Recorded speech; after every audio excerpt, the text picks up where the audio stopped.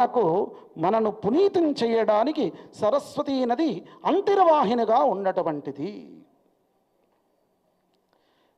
ఈ సంవత్సరంలో 2 మూడాలు ఏర్పడ్డాయి. గురుమౌఢ్యం, శుక్రమౌఢ్యం. జ్యేష్ఠ పౌర్ణిమ నుండి ఆషాఢ దశమి వరకు కూడా మూఢముంది. ఇక భాద్రపద మాసంలో కూడా మనకు ఎట్లా అయినా కానీ మంచి రోజులు కాదు. ఆశ్వీజ కార్తీక మాసాలు సంపూర్ణంగా ముహూర్తాలు అనేటువంటివి ఉన్నాయి. ఇక మార్గశిర మాసంలో ఏకాదశి నుంచి మళ్ళీ కూడా బహుళ ఏకాదశి మాఘమాసం వరకు కూడా, మాఘమాసం ఈ సంవత్సరం శుభకార్యాలు లేవు. ఫిబ్రవరిలో చివరిగా ముహూర్తాలు ఉండడానికి అవకాశం. 2 గ్రహణాలు ఉన్నాయి, 2 కూడా చంద్రగ్రహణాలే. ఒకటి రాహుగ్రస్తంగా, 2 కేతుగ్రస్తంగా. భాద్రపద మాసంలో 9వ తారీఖు, సెప్టెంబర్ 9వ తారీఖు రోజున ఈ యొక్క చంద్రగ్రహం రాహుగ్రస్తంగా శతభిష నక్షత్రానికి, పూర్వాభాద్ర నక్షత్రానికి ఏర్పడుతూ ఉంది. ఇంకొకటి పాల్గొన మాసంలో పౌర్ణిమ రోజు కూడా పుబ్బా నక్షత్రం సింహరాశిలో ఆ యొక్క గ్రహణం అనేటువంటిది సంవత్సర చివరి మాసంలో ఏర్పడుతూ ఉంది. మనము ఈ యొక్క పంచాంగ ఫలితాలు చూసేటువంటి సందర్భంలో పంచాంగ శ్రవణం అన్న వెంటనే మన యొక్క రాశుల గురించి వినేటువంటి ఆతృత ఎక్కువ ఉండేటువంటి స్థితి. మేషరాశి యొక్క ఫలితం: 2 ఆదాయం, 14 వ్యయం, రాజపూజ్యం 5, 17 అవమానము. వీరికి ద్వితీయ స్థానంలో బృహస్పతి ఉన్నాడు. సంవత్సర ప్రారంభంలో మంచి ఫలితాలు ఉండడానికి అవకాశమే.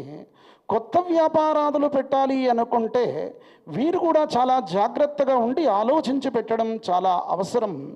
తృతీయంలో బృహస్పతి వచ్చి ఉంటారు కాబట్టి సోదరీ సోదరుల మధ్య మంచి సత్సంబంధాలు అనేటువంటివి ఏర్పడతాయి.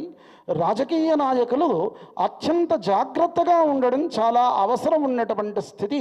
దుర్గాదేవి యొక్క నామస్మరణతో చాలా మంచి కలుగుతుంది.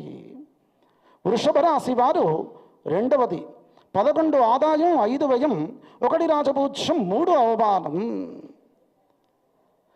వీరికి ఆదాయ వ్యయాల్లో వ్యత్యాసం అనేటువంటిది ఉంది. ద్వితీయంలో బృహస్పతి మంచి స్థానంలోకి వస్తారు. అక్టోబర్, నవంబర్ తర్వాత బృహస్పతికి స్థిరచిత్తం అనేటువంటిది ఏర్పడి, అంతేకాకుండా ఏకాదశ స్థితి అయినటువంటి శనైశ్వరుడు కూడా ఉన్నాడు కాబట్టి మంచి ఆరోగ్యం అనేటువంటిది సంక్రమిస్తుంది. ఉద్యోగస్తులకు మంచి ఉద్యోగం ఏర్పడడానికి అవకాశమే. ప్రజాపాలనలో ఉన్నటువంటి వారు చాలా జాగ్రత్తగా ఉండడం మంచిది. ముఖ్యంగా మీడియా రంగంతో చాలా జాగ్రత్త ఉండడం చాలా శ్రేష్టము. కనుకనే వీరు ఈ యొక్క సంవత్సరంలో చేయాల్సినటువంటిది గణపతి దూర్వాలతో గణపతికి ఆరాధన చేయడం చాలా శ్రేష్టం. మిథున రాశి వారు 3వ రాశి, 14 ఆదాయం, 2 మాత్రమే వ్యయం, 4 రాజపూజ్యం, 3 అవమానం. వారికి బృహస్పతి ఆ యొక్క మిథున రాశిలోనే ఉన్నాడు. ద్వితీయంలో ఒక 23 రోజుల పాటు వారి యొక్క సంచారం అనేటువంటిది కొనసాగినప్పటికీ దశమంలో ఉన్నటువంటి శనీశ్వరుని యొక్క ఫలితం చేత కొన్ని ఇబ్బందులు అనేటువంటివి తప్పవు. ఆర్థిక సమస్యలు దూరం కావడానికి వీరు దత్తాత్రేయ స్వామి యొక్క నామస్మరణ చాలా శ్రేష్టమైనటువంటి అంశము. ఇక 4వ రాశి 8 ఆదాయం, కర్కాటక రాశి. 8 ఆదాయం, 2 మాత్రమే వ్యయం, 7 రాజపూజ్యం, 3 అవమానము. ఈ రాశి వారికి బృహస్పతి వ్యయంలో ఉన్నాడు.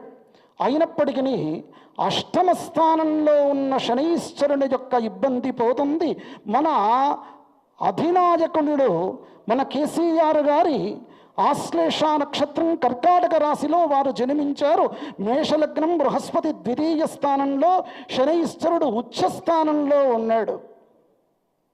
రవి ఏకాదశంలో ఆ శుక్రునితో బుధాదిత్య యోగంతో ఉండడం చాలా శ్రేష్టమైనటువంటి అంశం. రామచంద్రుల వారికి ఏ విధంగానైతే జాతకంలో వివిధమైనటువంటి ఎక్కువ యోగాలు ఉన్నాయో ఉచ్చస్తే గ్రహపంచకే అనేటువంటి స్థితి ఆ రామచంద్రుల జాతకానికి మన యొక్క కేసీఆర్ యొక్క